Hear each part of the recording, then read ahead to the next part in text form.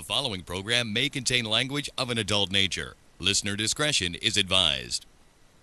Views and opinions expressed on the following program are those of the hosts and guests, and not necessarily those of the staff or management of alltalkradio.net. Welcome to Dante's Boxing Nation Show here on alltalkradio.net. Now here's your host, Dante. What's going on, guys? alltalkradio.net, boxingtalk.com, and welcome to the Dante's Boxing Nation Show. I am your host once again, and joining me in the studio with me is my co-host, writer and author, Norrin Raddicall. Yo. Also, we got my guys on the phone with me, my special guests. These guys, well, at least AK, he has one of the best YouTube channels on YouTube. Go and check that out, AK, A-Rap King. And we also have one of my followers and one of a big boxing fan, King Yusef. You guys could see him or catch up with him, on Instagram. It is King Yusef. That's the channel. So welcome to the show, guys. Welcome to the show. Let's get it in, man. Sure. So we had a good weekend, man. We had a real good weekend. A real good fight. A lot of drama, with Mr. Mayweather and everything. Now, before we talk about that big fight, let's go ahead and talk about the only relevant fight that was on the card, on the undercard, and that was Vasquez versus Mickey Bey. Now, me personally, I want to go back and watch the fight because I watched it the first time. I tried to go back and watch it the second time, but got a little busy, so I didn't finish watching it. But it was an extremely close fight to me. Miguel Vasquez, he was doing a lot of circling, and, trying to jump in. He would try to punch and grab kind of like Vladimir Klitschko. It looked to me like Bey, he was just slightly more active. He was a little bit more active. It looked that way to me. I wouldn't complain, regard who you guys had winning the fight. But I'll start with you, Norrin. What did you think about Bey versus Vasquez? Oh yeah, it was definitely one of those tough fights to score. One of those fights that I always like to say, it's a difference between a robbery and a close decision. And that's just one of those fights, it's what your preference is. And, they gave it to Mickey and, says congratulations. Honestly, I wasn't blown away by the action again, but, I can't complain about Mickey Bey taking it. I from what I saw, again, I didn't, unfortunately, like you said, it was so much going on over the weekend. I didn't really analyze the fight the way I'm accustomed to. So I actually got to go back and watch it again also to give a real, fair and accurate assessment.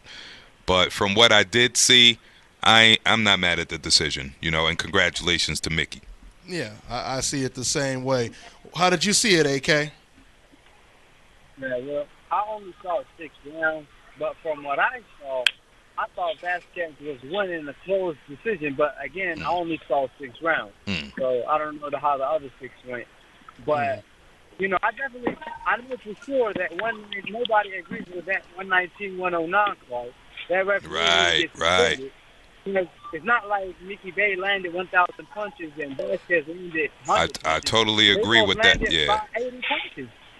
Yeah. So how do you get, Yeah, that scorecard was ridiculous. I agree. Go ahead, AK. My bad. Yeah.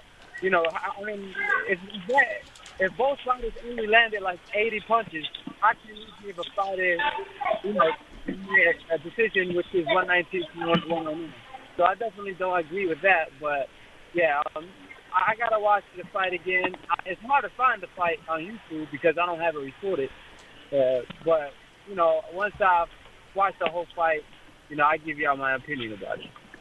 Yeah, and what about you, King Yusef? How did you see it? I was able to watch like the first 6 rounds. Nobody's seen this fight. What the fuck? WTF? The way the fight was. Sorry. Go ahead, man. Go ahead, bro. Okay. The way I was watching the fight was Vasquez was like flickering, like moving a bit too much. Bey was trying to like hold the distance and stuff, but Bey wasn't like landing like punches like that were like shocking him. But he was trying to be the aggressor. But like after the first 6 rounds, like I had kind of like evened, but towards the end, like I thought like Vasquez tried to go for it, but it's like one of those fights and stuff. Like both of them landed like 89 to 81 punches, and like combined almost to like 500 punches thrown. Like the funniest thing was like the crowd was like booing after like the 7th round. Yeah. And it's like one of those fights. Like I have to go and rewatch it, but I wasn't able to like choose like a clear winner. Yeah. One question: Who landed the 89 punches? Was it? No, that was combined. Wasn't that combined? No, the 89 punches was Vasquez. 81 was like Mickey Bey. Yeah, so Floyd. Basically, like an average between the two fighters, they landed, average of 80 some odd punches between the two of them.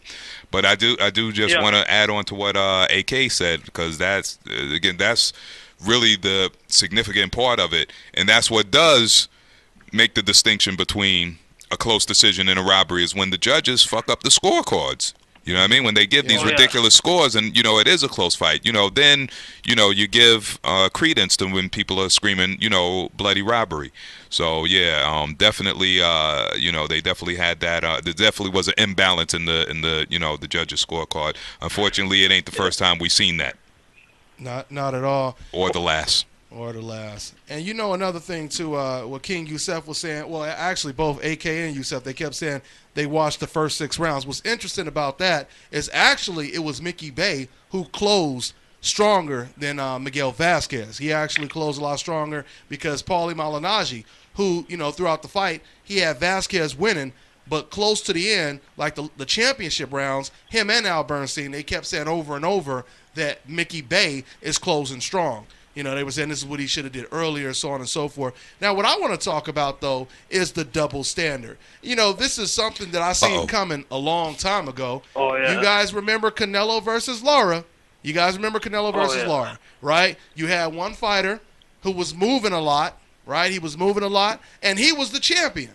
He was moving a lot. He landed the majority of the headshots. They claim Canelo landed the majority of the body shots. Now, realistically, the same people who's calling this, a huge robbery. Because I understand people saying the fight was close, it could have went either way.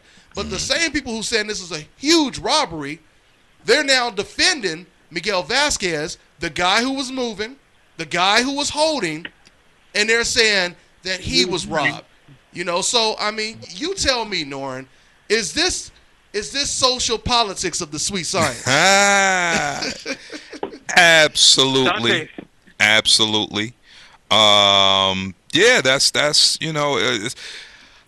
it is the definition of social politics of the sweet science. But here's the thing, though, bro. It's like we got to stop paying attention, to these. We address it, we define it. You know what I mean. We analyze it and all that good stuff. But at the end of the day, or the beginning of the day, we have to just stand on the truth and the facts. And if we want to be consistent, like I said, if we feel Lara, won by executing that style more effectively, then consistently, if the next fighter, Vasquez, goes out and he executes it more effectively than what Bey brought to the table in the fight, then, we got to go with Vasquez.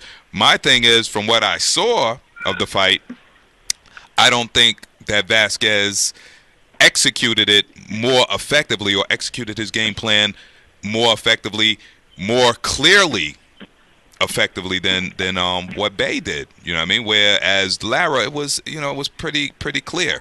And that's what I was about to say. So it's not like we contradicting ourselves, though, when it comes to the difference of the Lara Canelo, because the difference was Canelo in that fight, he didn't really land any headshots at all. He followed, and really couldn't even get off any punches. At least with this fight, it wasn't a million punches thrown, but they were both throwing headshots. They were both throwing body shots. It seemed like more active, but whatever the punch stats say, it seemed like they were more active. And one thing I will say is, when you say, maybe we shouldn't bring up certain things, I gotta say this: a closed mouth don't get fed. So bring it all up. Yeah. Because us speak the truth, and I'm always bring it up, and and I would hope that I would be. Well, you know what? Actually, I would like a lot of people to bring it up, but even if it's just us that brings it up, that's okay with me because we always gonna bring it up. We always gonna expose the double standards over here at Dante's Boxing Nation. Go ahead, King Yusef.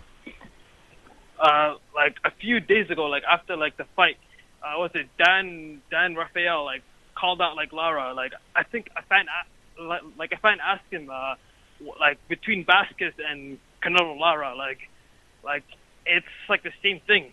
But then the funny thing that Dan Rafael said was like, oh, Lara was winning, Canelo won. I was like, get the hell out of here! Like, are you kidding me? Like. The double standards is truly real, like within the media. Oh, it's ridiculous. No doubt about it. No doubt about it. And just one more time, I go ahead, AK. I'll let you speak first. Go ahead, AK. Oh no, I agree with you 100%. You see Vasquez moving, and he wanted, even if you think he won or lost, nobody's complaining about him running. Nobody bringing that up. Nobody said, oh, he lost the close fight because he was running the whole night and none of that. And he was holding too much, But when Lara won, a clear decision, everybody said, "Oh, he was running too much. That's why he lost the fight." And this is becoming an everyday thing in the sport of boxing today. And that's the whole point I'm bringing up. AK is the fact that nobody said anything about Miguel Vasquez running. They made it sound like when it came to Lara, they made it sound like it doesn't matter what he did in the fight. The fact that he ran so much, that disqualified him from even winning the fight. That's what, so now everyone is saying, I agree, this is an ugly fight. It was a terrible fight, so on and so forth. But yet at the same time, they're still saying, but Vasquez was robbed. So it's okay for Vasquez to run around the ring, and no one is going to call it running. So, once again, that's the segment. That's the double standard segment. And you are right, D. Yeah, I guess just like I always say, it's ad nauseum, but I guess you do have to continue to expose it. You do have to continue to expose it. And I just stand on this. Despite, regardless, your style notwithstanding, it's about who executes most effectively in the ring. That's what it boils down to. What it boils down to. You know what I mean? It's this. We all have our preferences as fans of the sport. Whether you want to see a brawler, whether you want to see a boxer, this guy moves too much. This guy's dumb. Come forward. You know what I mean? Punch, rock 'em, sock 'em. Whatever your preference is, or lack of preference, regardless.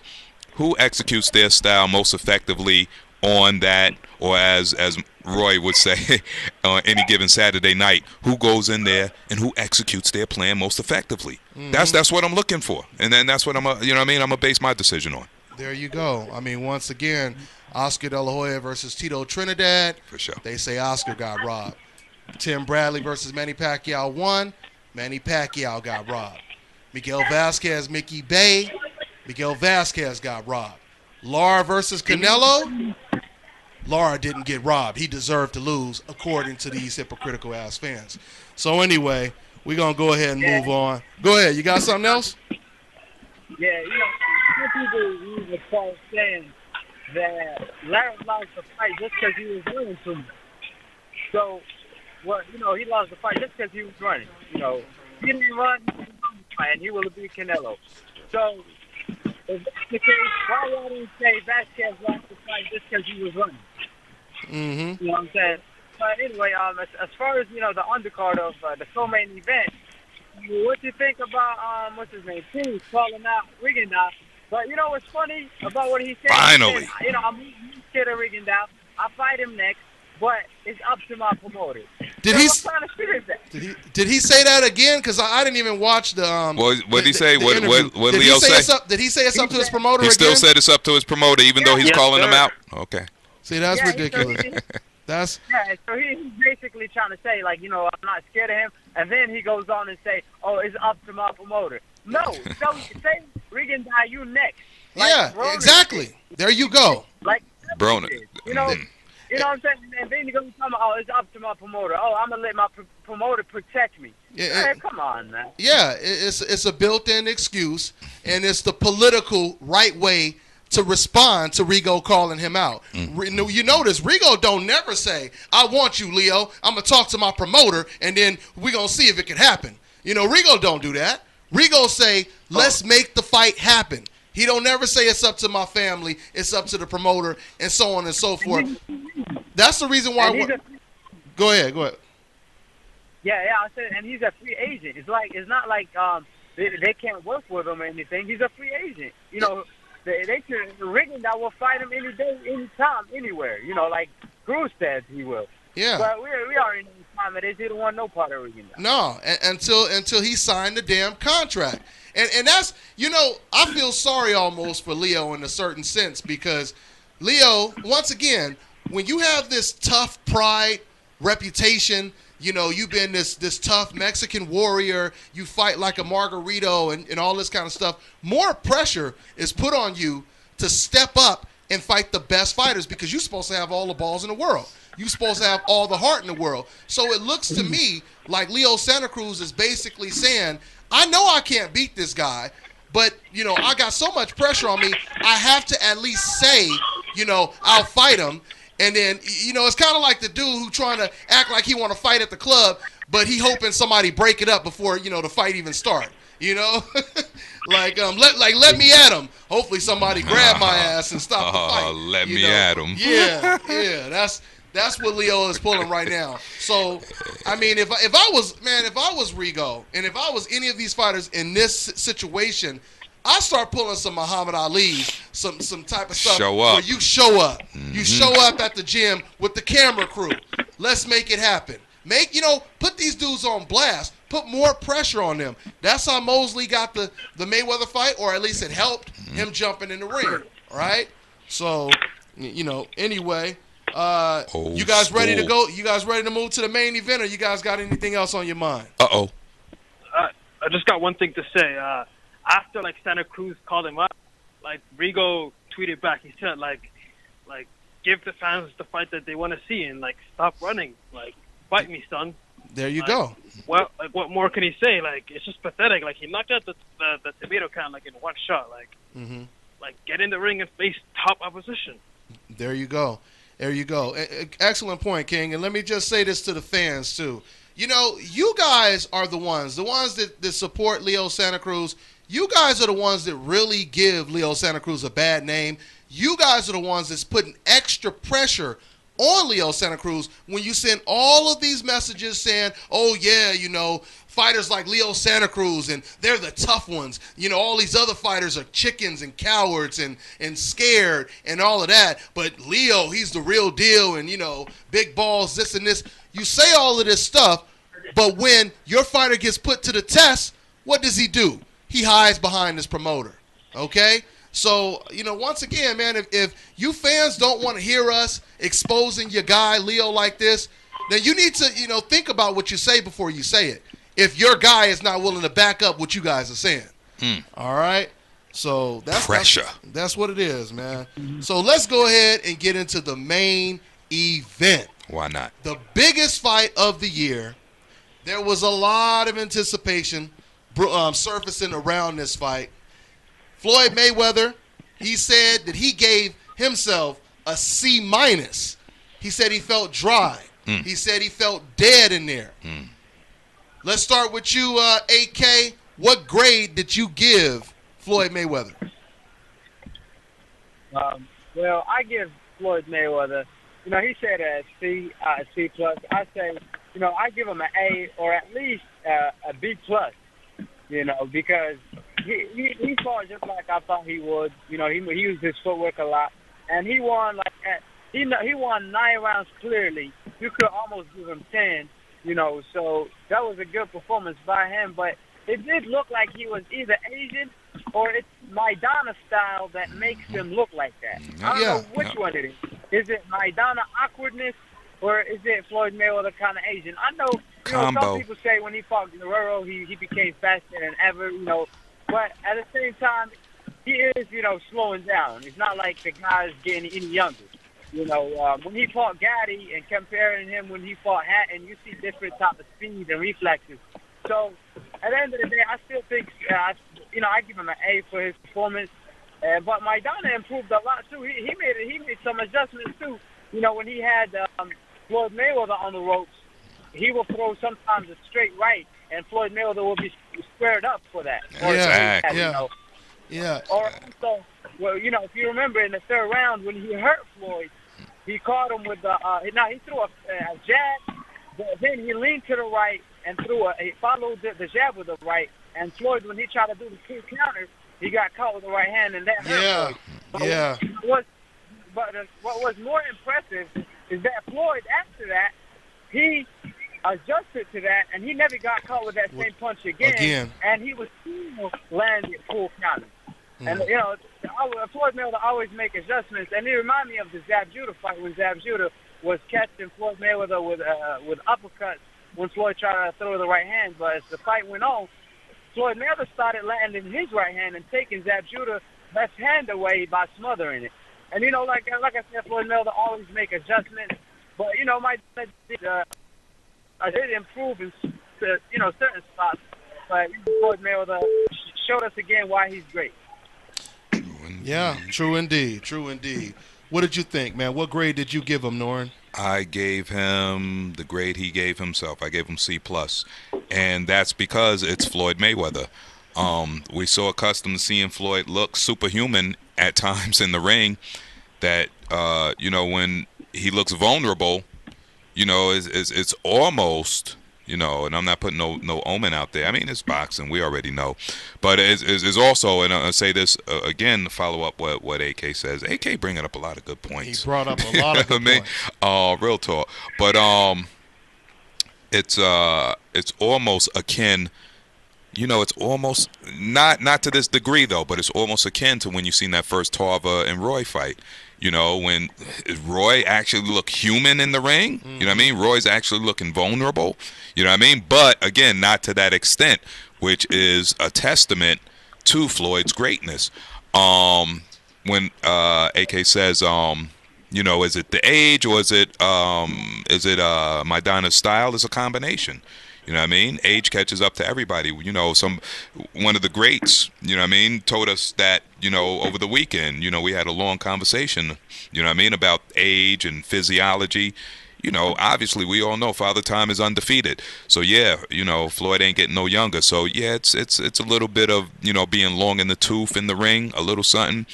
But it's also Maidana's style, and again, just like in that first fight, him being able to go out there and execute the plan that Roberto Garcia is setting out for him, he's disrupting Floyd's rhythm. You know, he's disrupting Floyd's rhythm.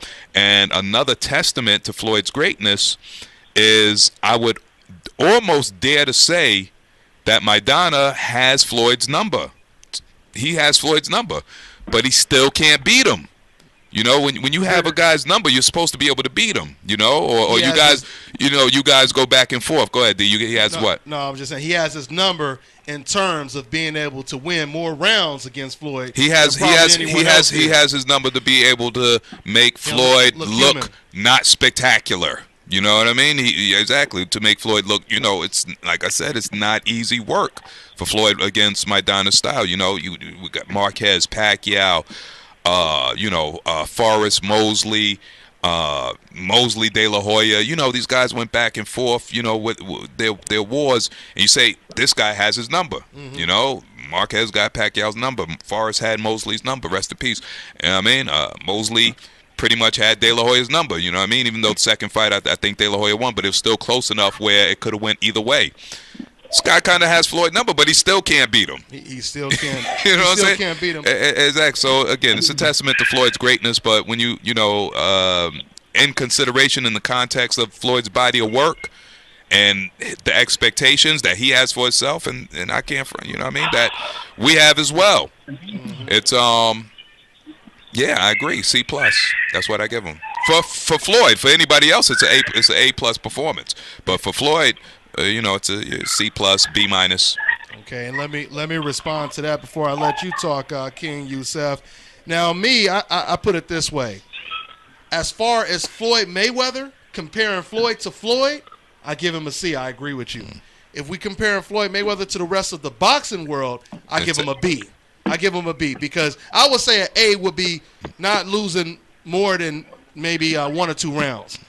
So I would give him a B+. I give him a B+ if we comparing him to the rest of the world, right? Now, at the same time, I also want to respond to some stuff that AK, he said, is he aging or was it just Maidana? You know what? I don't think it was that much of the age. It was, of course he's slowing down. Of course he's slowing down. More Maidana than age. But I think it's more Maidana than age, and I'll tell you why. Because Floyd was doing great. He was picking things up until he got caught with that shot in the 3rd round. At the end. That changed the whole fight.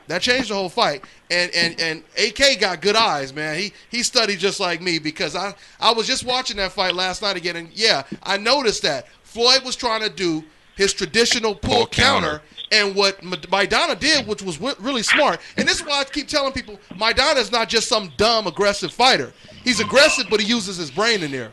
What Maidana did was he threw the jab. He expected the right counter to come, so what he did is he put his head down, and he came in closer with it. So he threw the right, and then he came in with his head down, and he threw the right hand.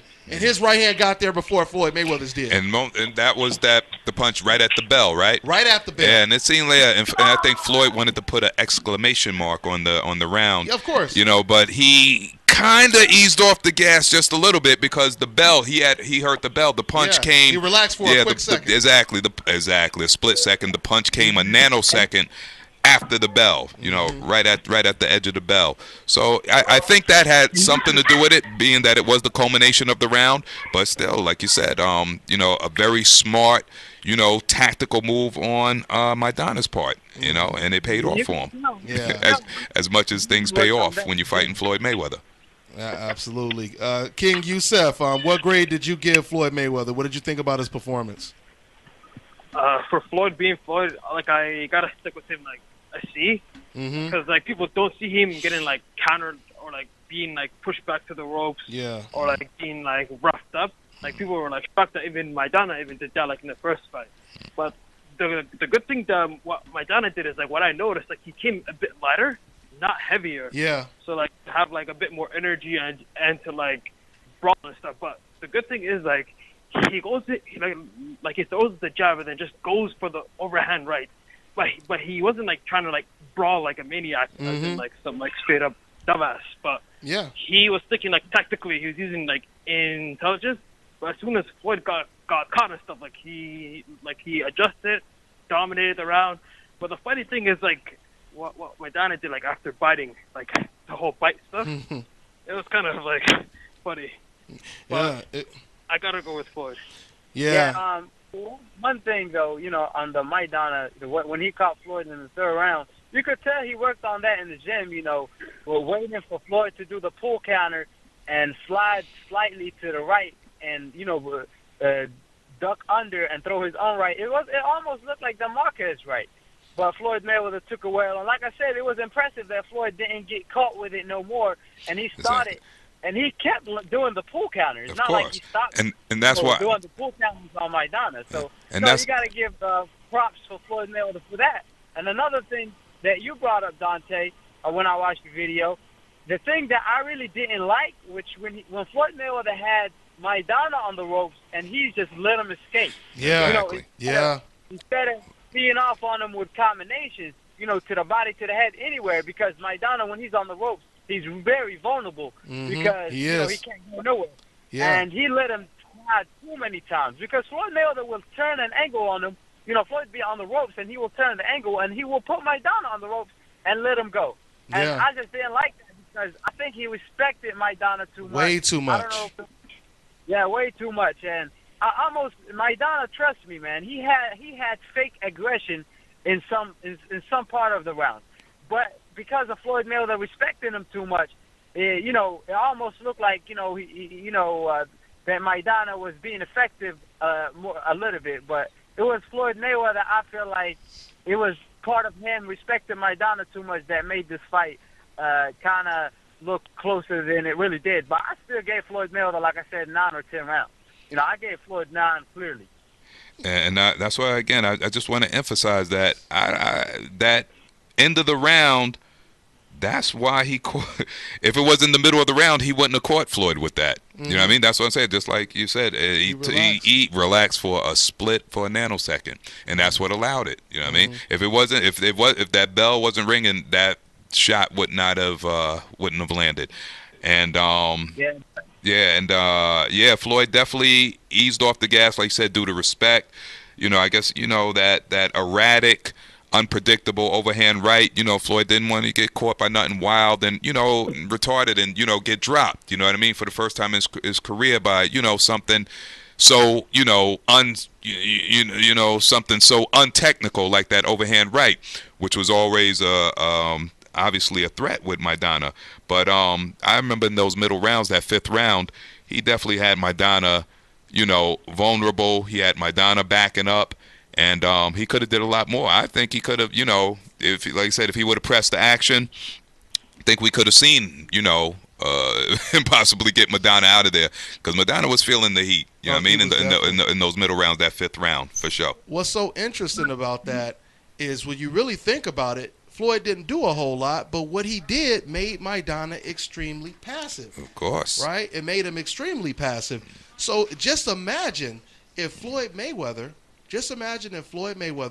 would have put Maidana on the ropes, like me and AK was saying, and threw combinations up and down, like what he did to Victor Ortiz in that fourth round. And Maidana would have got more passive. He would have been more reluctant. He would have lost a lot more confidence, and eventually Floyd would have either busted his face all up or he would have hurt him. And to me, that's where the age factor is starting to play or rear its head, because where you see certain things but you can't pull the trigger. You see certain things, and not only that, because that has to do with, again, the physiological, the reflexes slowing, and it's not so much that, but think about that. I don't think it's so much that Floyd couldn't pull the trigger. Yeah. But remember what they said with Mosley.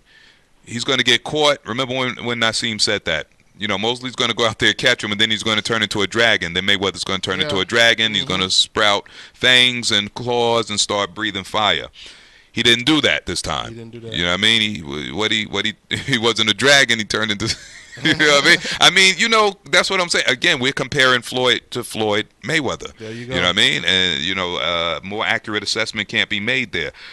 But that's what I was kind of expecting. You know what I mean? When after that shot in the third round, one of the things I always say, like I said, after that first right hand that Mosley caught him with, Floyd didn't stay on the ropes. He didn't, he didn't dance. He grabbed initially, of course. He held and clenched on initially, but he came right back to the center of the ring. Yeah. You know what I mean? He got caught with the next right hand, and and then we know what happened. The rest was history. He boxed Shane's ears off. That's what you know what I'm saying? And that's what I'm saying. Is it a slowing of the reflexes so much? Well, like I said, that's, the physical aspect of it. But it's also when I don't know, what I mean? When you're going through things, again, a different style, you know what I mean? It's almost like, kind of like what I said about Broner last week. Are we ever going to see that Broner, with the Jason Litzau and the Antonio DeMarco? Are we ever going to see that Broner again? Are we ever going to see, the Mosley, the Cotto? Yeah, exactly. The Cotto, the Canelo, let alone the Gotti and the Corrales. You know what I mean? Yeah. You know what I'm saying? I think it's just his style. Clearly past prime. Yeah, I think it's just his style. And like I said, once again, when I was saying can't pull the trigger, I was just searching for words for what you were saying. For sure, bro. I don't believe, he can't pull the trigger. Yeah, exactly. It's something that he sees in Maidana with his unpredictable, like you said, wild ass punches. He paints, he makes you think that he's this dumb fighter, but in reality, the dude is thinking in there. And he comes out with unpredictable punches that sometimes will catch you off guard, like the punch we seen in the third fight. Another thing I want to say is we also have to remember Floyd Mayweather didn't look that fantastic against Castillo either, even in the rematch. He dominated the rematch, absolutely, but he didn't look like unbelievable. He somewhat dominated this rematch. Exactly. You know what I mean? So some fights you just have to get the win. Some styles, exactly. Some styles you just have to get the win against. And again, even a past prime Floyd or a Floyd that's going against a style that makes him look less than spectacular is still, the cream of the crop. So again, just a testament to the greatness of the guy, of the fighter. Yeah, pretty much. And let me also talk about what was I going to talk about? The Biden situation. Now, with the whole Biden situation, these fans, man, I'm telling you, these fans are something else. I mean, you know, when you see stuff that's extremely blatant, you expect at least the majority of people to be on the same page. Okay, he bit him. That's pretty damn wild. You know, shake your head, whatever. But then you hear these messages and all this kind of stuff, and everyone is defending Marcos-Maidana. Oh, he tried to suffocate him. He put his hand over his mouth, and he put his hand over dude's mouth or whatever. And they saying all this kind of stuff, but at the same time, how often do you see somebody biting someone? Number one, and number two. Like I said in my not if you're not from Brooklyn. Oh man, and outside the ring, of course. Well, we see a whole lot of stuff outside the ring. But number two. Oh, okay, Brooklyn, Mike Tyson. Yeah, I was saying outside of Mike Tyson. But number two. Yeah. Once again, like I said in my video, they defend Marcos-Maidana for retaliating by doing something illegal in the ring. But when Floyd Mayweather against Victor Ortiz did something legal in retaliation, they condemn him for retaliating in a legal way. Yeah, absolutely. Sheer buffoonery, social politics of the sweet science, double standards, hypocrisy, all of the above. You know, just a bunch of buffoon shit. But let me say this on something that's, for me, that's really cogent to what we're talking about is, honestly, I'd rather see a dirty fighter, somebody who does something dirty in the ring, than cheat outside the ring. What up, the little biting incident, Floyd raking the eyes, which Floyd does that. He rakes the eyes of his opponents. You know what I mean? Yeah, he'll do it, man. I mean, we never see no scratches or abrasions on nobody's face. Listen, that's because he's the best ever. He's TBE. He knows how to do it and get away with it. Listen. This is boxing. You know what I mean? It's a rough motherfucking sport. Come on. So again, like I said, a little like skullduggery here and there. It's a part of the sport. You know what I mean? I'd rather see a dirty fighter in the ring than a cheating fighter outside the ring. I say, oh yeah, Maidana, he has his dirty tactics, but I'd rather see that than a guy coming in the ring with loaded gloves and peds. I hear you, and we got 1 minute left, guys. I apologize. We did start this show late. We had just a little bit of technical difficulties before the show started. But I'm going to go ahead and let me get a quick 20-second response from you and AK and King Yusef. You guys got anything on what we just said? Real quick. To be Go ahead, King Yusef. Okay. To be honest, like, the decaps are just retarded. Like, they're clearly defending like Maidana fighting, while like if Floyd did the exact same thing, they'd be like ranting over, like sending hate messages, making all this like BB crap. But you know what it is, like skills pay the bills. Floyd like beat him easily. That's what it is. Go ahead, AK. Yeah, well, Maidana made a judgment in tactics too. And, he started using his elbow. He found another way.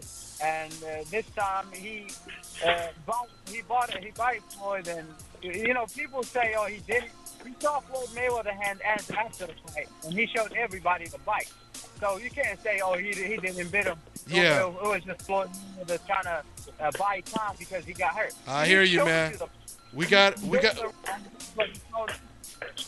to wrap it up, man. So once again, man, thanks to all my guests. My man over here, Norrin Raddicall, in the building. Already. AKA Rap King Yusef. We'll see you guys next week with a full show next week, all right? On to the next one.